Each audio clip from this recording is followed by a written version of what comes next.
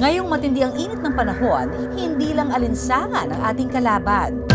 Ang init ng panahon, pwede din daw kasing magdala ng peligro sa ating kalusugan, lalo na sa may mga hypertension o alta presyon. Ngayong Hypertension Awareness Month, paalala ang aming hatid para mapanatiling on check ang ating blood pressure. Hatid pa rin ng mga ekspertong totoo. Paniniwala ng iba, kapag high blood ka, ibig sabihin, tumatanda ka na. Pero ang 51 taong gulang na si Jerry, 35 anyos pa lang, may maintenance na. Na-diagnose kasi siya na may hypertension.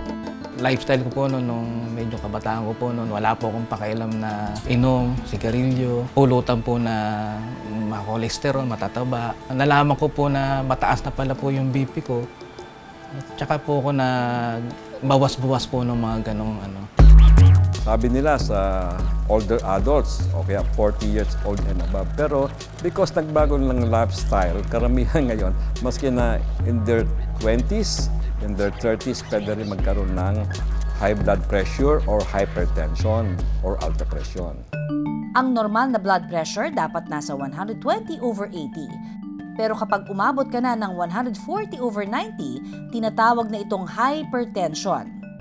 Pag nagkakaedad, dahan-dahan kasi tumitigas ang ugat natin. So, kaya tama yung sinasabi nila na silent killer talaga ang hypertension. Kasi kadalasan, dahil sa sobrang bagal pagpataas ng blood pressure, wala kang mararamdaman na simptomas. So, asymptomatic, walang simptomas, kadalasan ang alta presyon.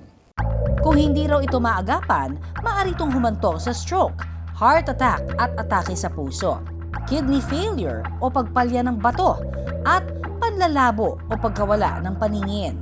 Pagka prolonged na tumataas ang blood pressure, over time, nadadamage, nasisira yung ugat, particularly yung lining ng ugat. No? So pwede makasira ito ng ugat sa utak. Paniniwala ni Jerry na mana niya sa mga magulang ang hypertension. At ngayon nga raw sobrang init ng panahon, mas madalas daw na tumaas ang BP ni Jerry. Sa sobrang init po, yung ang sakit po ng ulo ko, tapos yung paningin ko po nanlalabo na masakit po yung batok ko na gano'n, namimigat. Pero Dok, totoo ba na may epekto ang init ng panahon sa pagtaas ng blood pressure ng isang tao? Depende. Yung temperatura, sobrang init, sobrang labig, dahil stress yan sa katawan, pwede makadagdag sa pagpataas ng blood pressure. Kaya bukod sa pag-monitor ng kanyang BP, si Jerry may strategy na rin para mapababa ang kanyang presyon. Nabalitaan daw kasi niya na ang pag-inom ng pineapple juice mainam daw sa may alta presyon. Umiinom din po ako ng pineapple, sisigla yung katawan ko po. Pakiramdam ko po, maganda naman po yung pag-ano ng pineapple juice. Nakapagpapababa nga ba ng BP ang pag-inom ng pineapple juice? Hindi totoo yon. Ano yan? Fake news. Pati bawang nilantakan na niya sa pag-asang mapapababa nito ang BP niya. Yung bawang daw po, malakas daw po magpapaba ng dugo nung high blood.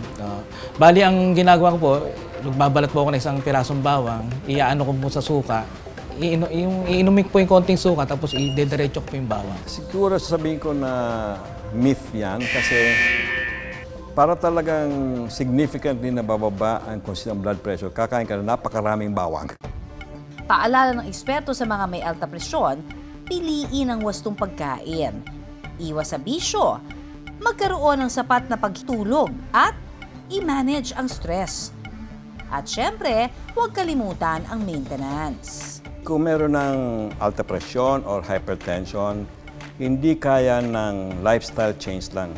Kunyari, ayaw mong uminom ng gamot, kaya ng pag-exercise, tamang diet, or changing your diet, less salt. Pwede makatulong magpababa ng blood pressure, pero kung may alta presyon ka na, kailangan talaga ng gamot. Kasi hindi lang pagpababa ng presyon ang effect ng mga gamot, kundi pinoprotektahan niya yung mga lining na nakakatulong sa pag-decrease ng komplikasyon ng hypertension sa mga ugat natin.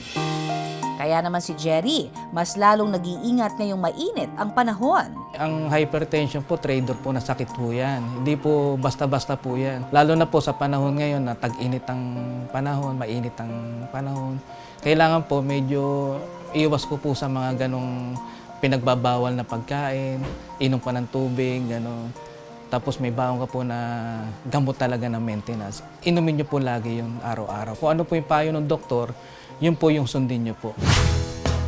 Paalala naman ng Philippine Society of Hypertension ngayong May, Measure Month, palagi ang i-check ang inyong blood pressure. Para sa mga nais mag-volunteer sa Philippine Society of Hypertension sa kanilang kampanya kontra hypertension, maaring makita ang QR code na ito sa kanilang page o website. Tandaan mga kapuso, i-monitor ang BP.